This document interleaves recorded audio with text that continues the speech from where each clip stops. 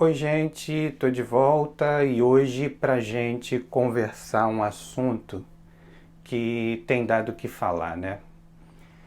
Você deve ter ouvido nos últimos dias uma discussão a respeito da liberdade jornalística, sobretudo quando um colunista famoso e uma youtuber resolveram expor a vida pessoal de uma atriz, a atriz Clara Castanho.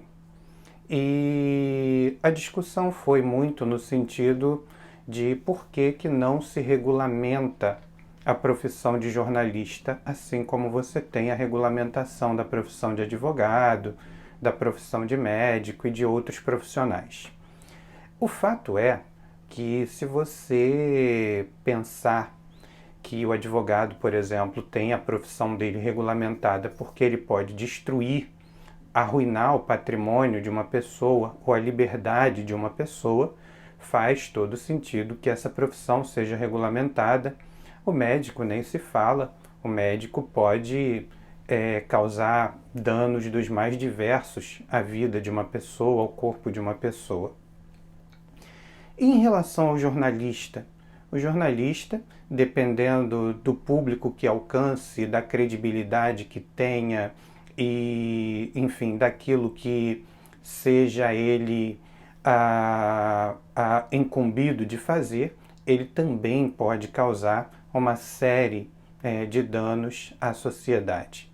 E aí, quando houve esse episódio, muita gente se questionou por que não se regulamenta a profissão de jornalista e por que não se responsabiliza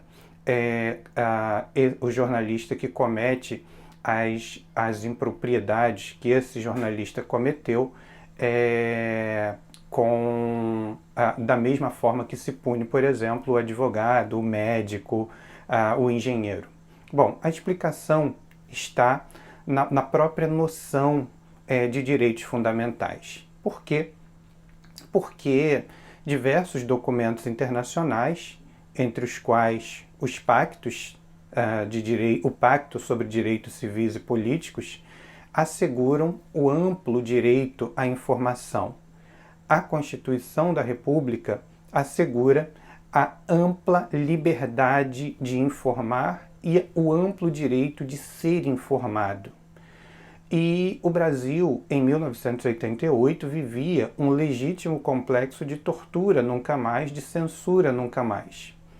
E hoje, então, existe um entendimento dentro dos meios jornalísticos de que a liberdade de informar deve ser preservada a todo custo e os excessos punidos conforme a própria legislação estabelece que devem ser punidos. Ou seja, quando os excessos estão na esfera civil, são cabíveis indenizações a arbítrio do Poder Judiciário, e quando os excessos chegam à esfera criminal, são cabíveis as medidas processuais por crimes que podem ser, por exemplo, crimes contra a honra, injúria, calúnia, difamação, ou podem ser crimes de outra ordem, como a própria perturbação do sossego, né, que a gente poderia genericamente chamar aqui de crime, mas enfim. A grande questão é que, nesse caso especificamente, o jornalista, que eu não vou dizer o nome, e não vou dizer o nome não é por nenhum medo de processo, nada disso, é para não dar palco para esse louco. Esse louco, e com todo respeito aos loucos, né, porque, enfim, não dá, é até inadequado chamar uma pessoa dessa de louca, esse mal intencionado, assim como a sua outra colega, sua outra comparsa, que publica vídeo toda hora chorando e não sei o quê, essas pessoas não têm nenhum comprometimento com direitos humanos, né? Essas pessoas não têm nenhum comprometimento com direito da mulher, com atenção à mulher, com atenção à vítima de estupro. Essas pessoas não têm comprometimento com isso. Aí vem assim, eu quero te ajudar. Se quisesse te ajudar, ficava calado. Quando a gente não sabe como ajudar, a gente não atrapalha. Então essas pessoas não têm o menor comprometimento com direitos humanos e, aliás, parecem inclusive serem anti-direitos humanos pelas coisas que fazem. Mas o fato é que os direitos humanos valem inclusive para elas. Elas têm o direito de exercer a liberdade de informação. Elas têm o direito, inclusive, de dizer determinados absurdos e aí responderem por isso no futuro.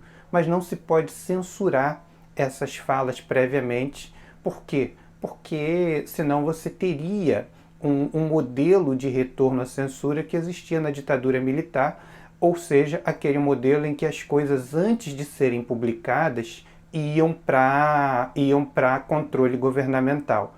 Então essas pessoas, elas se utilizam do direito de informar, elas se utilizam da liberdade de expressão, elas se utilizam da liberdade jornalística, muitas vezes, para cometer crime, para expor uma pessoa vítima de estupro, para expor uma pessoa vítima de violência e para depois se parecerem pessoas muito bem intencionadas, pessoas muito boas, pessoas muito corretas que estão dispostas a ajudar a encontrar o estuprador. Isso é de um cinismo, de uma canalice, de uma falta de vergonha na cara, porque o que essa senhora queria, na verdade, era que ela contasse quem é o estuprador.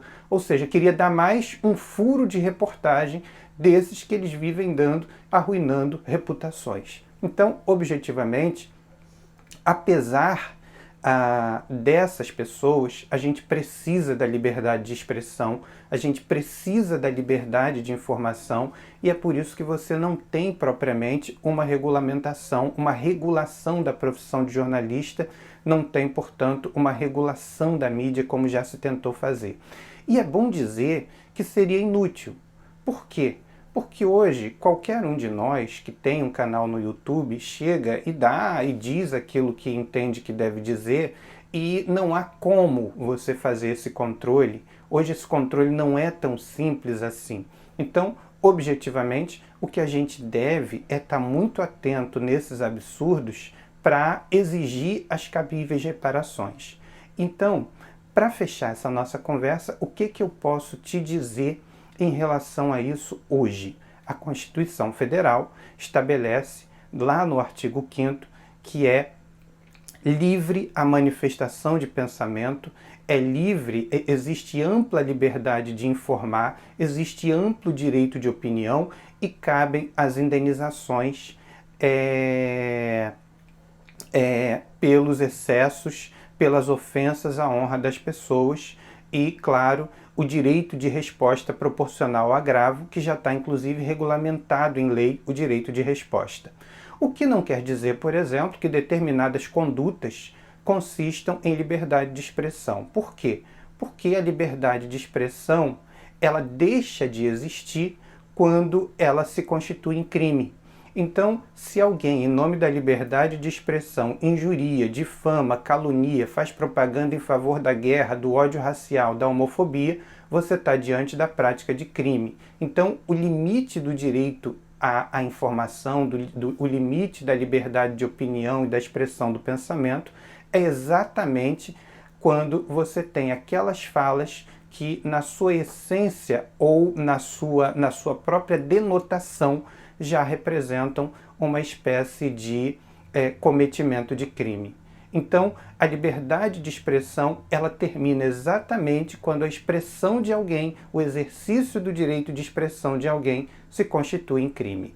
Acho que era esse o recado que eu queria dar para a gente pensar nesses temas políticos que estão nos afligindo tanto e que, de uma certa maneira, perpassam os direitos humanos. Direitos humanos sempre, direitos humanos com convicção, mas tomando cuidado com esses falsos ajudantes, com esses falsos jornalistas que se utilizam do direito à informação para arruinar a reputação de pessoas, para expor mulheres, para expor seres humanos, como fizeram essas duas criaturas divinas. E é isso, gente. A gente se vê no próximo. Não deixe de seguir a gente no Instagram, se inscreve no canal e, claro, não esquece, hein? Compartilhe o nosso canal com seus amigos. Tchau!